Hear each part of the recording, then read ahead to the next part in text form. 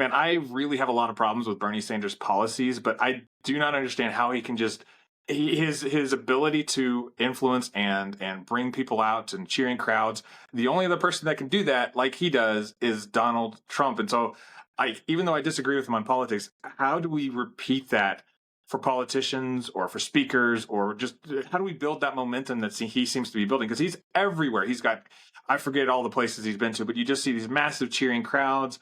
And the only other politician you really see doing that is Donald Trump. How do we get this action for true liberals? How do we get people that I want elected and directing public policy? How do we get that for our people, Tyler? Tell me.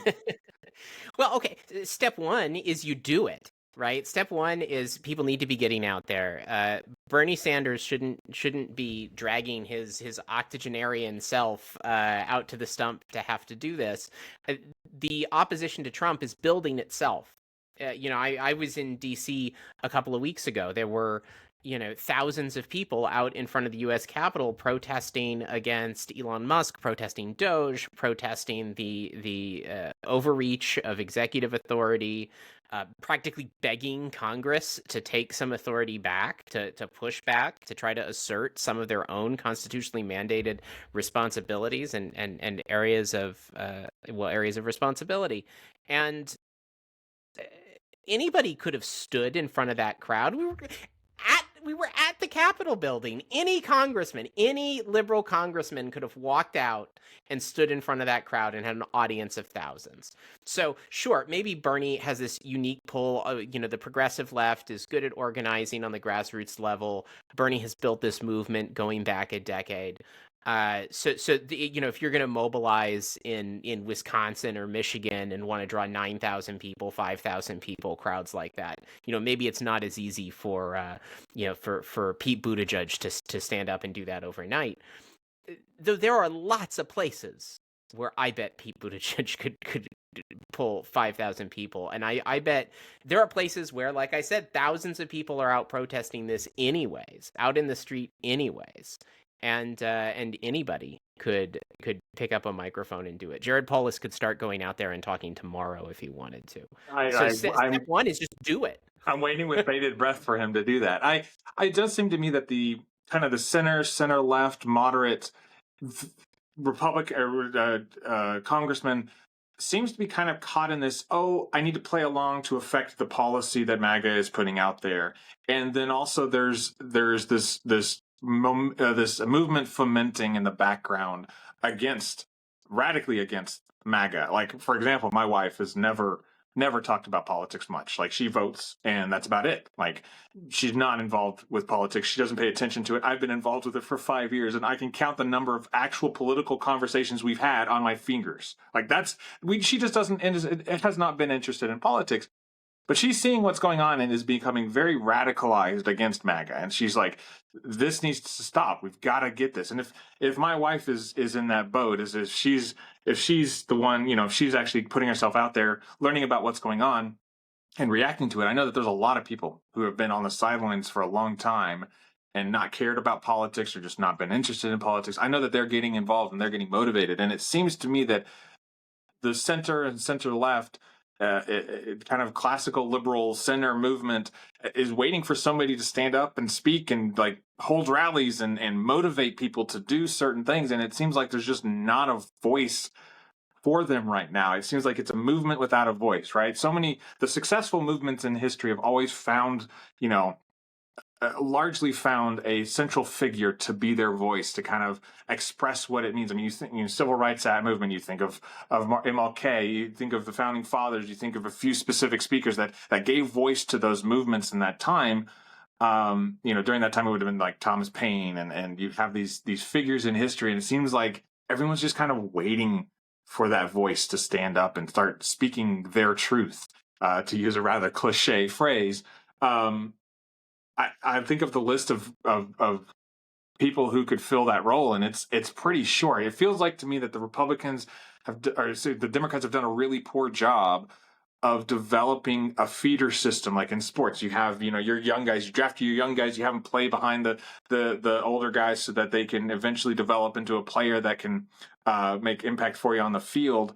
it seems like Democrats just have not done a very good job of that. Like there's this old stodgy Democrat collective at the top that has just kind of been there and been there for 20, 30, 40 years, and they're not budging. And then you've got a young progressive on the side, but you have not seen much development of young kind of center left liberal talent develop. And part of that is I don't think a lot of Americans are that interested in being involved in politics as a career outside of MAGA. MAGA, you see that everywhere.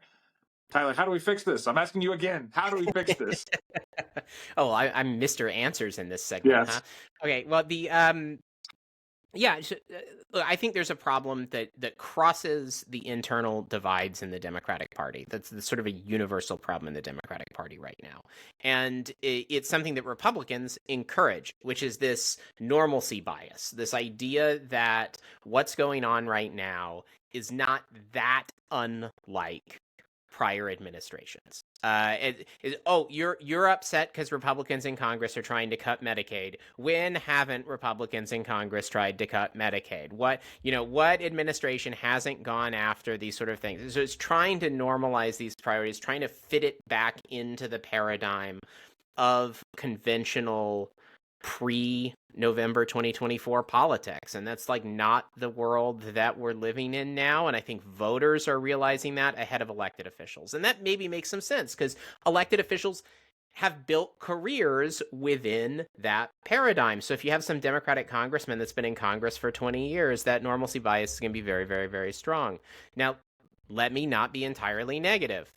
I'm sitting here in Virginia's 10th congressional district. My congressman is a freshman congressman, has been on the job for like 3 months now, but is somebody who has understood from the town halls in the district, from people being outraged, has heard this call for action and is not so ingrained in that normalcy bias. So is out there filing amicus briefs with the legal action against the Trump administration, out there joining in protests, out there on social media trying to message, because of course a freshman congressman can only do so much from the floor, but in terms of moving legislation, but is certainly, working to get that out. So I do think that there is, the less ingrained somebody is on the newer they are to the bench, I think the more they're getting the message from their constituents quickly. I think some of the older hats, some folks in safer districts, some folks who are maybe not as plugged into their constituency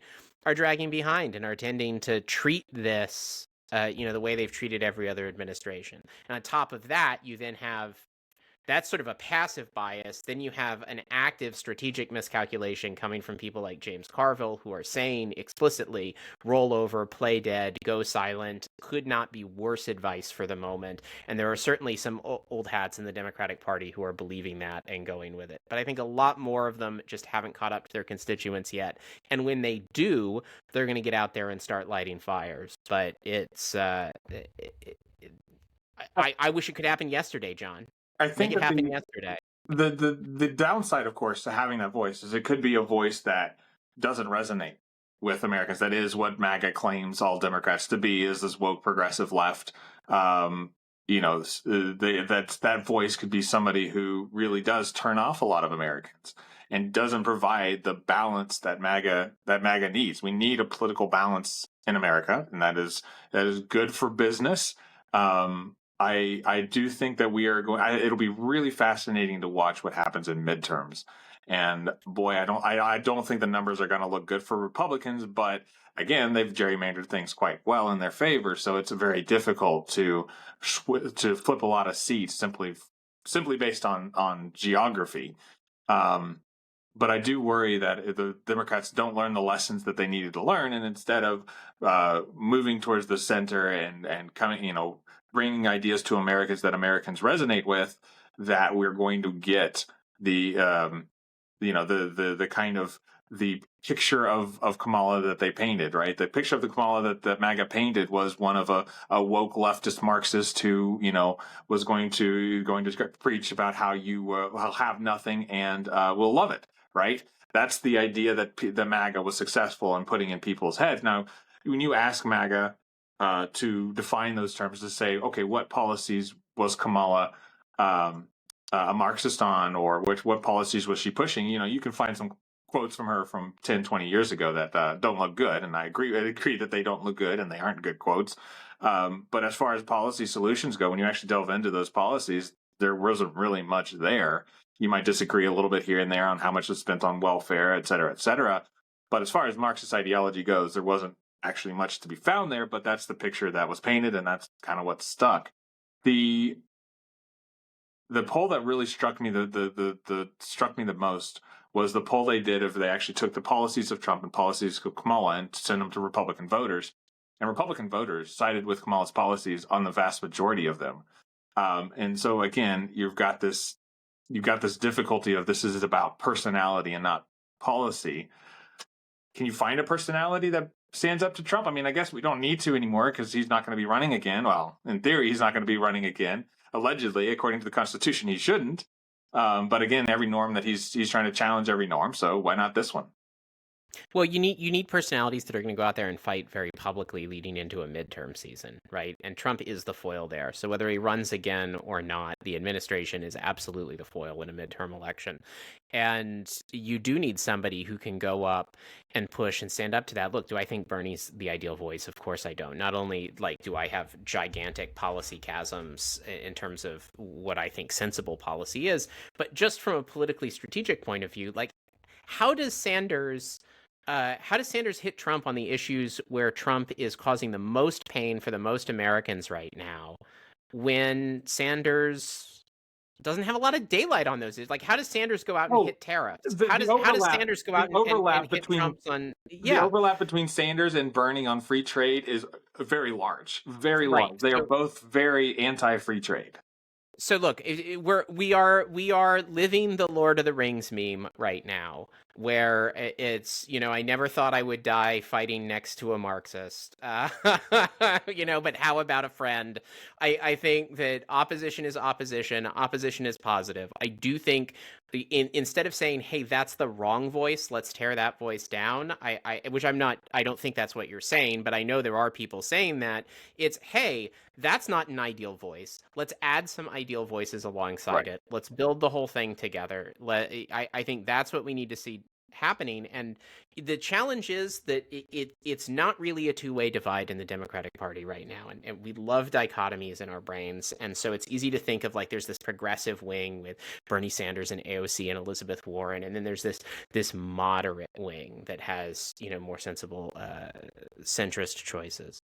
I think the problem is that moderate wing is not a monolith. And there are people who are thinking about being really strident about liberal policy, who are being, really, strong voices for free trade, strong voices for free movement, strong voices pushing back against the civil rights infringements of this administration, being strident and unapologetic. From a place that is still economically sensible, that's recognizing the value of markets, that can be good on free trade, because you understand that people should be allowed to buy and sell things. That is that sort of strident liberalism is in contrast to, I think, a different vision of democratic centrism that is vibes based. It says, don't take these strong positions, poll test everything to within an inch of its life. If it doesn't have 50% already, for the love of God, please don't talk about it. I mentioned free migration talking about liberalism.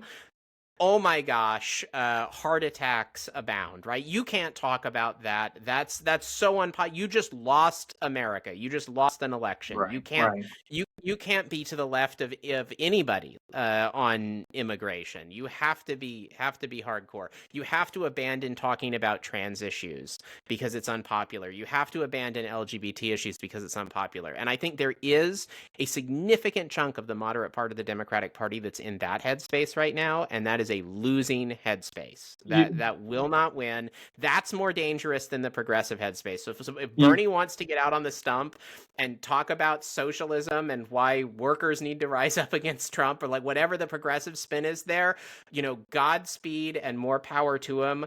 Maybe it'll encourage some liberal voices to abandon the sort of moderation of taking no position and get out there and actually speak also, because that is what we need. The inertia is going to kill us. Yeah, I mean, at the end of the day, you can't out reactionary and a reactionary movement. You have to come back to principles. You have to say, this is what we stand for. This is what we believe in, and try to convince people of that.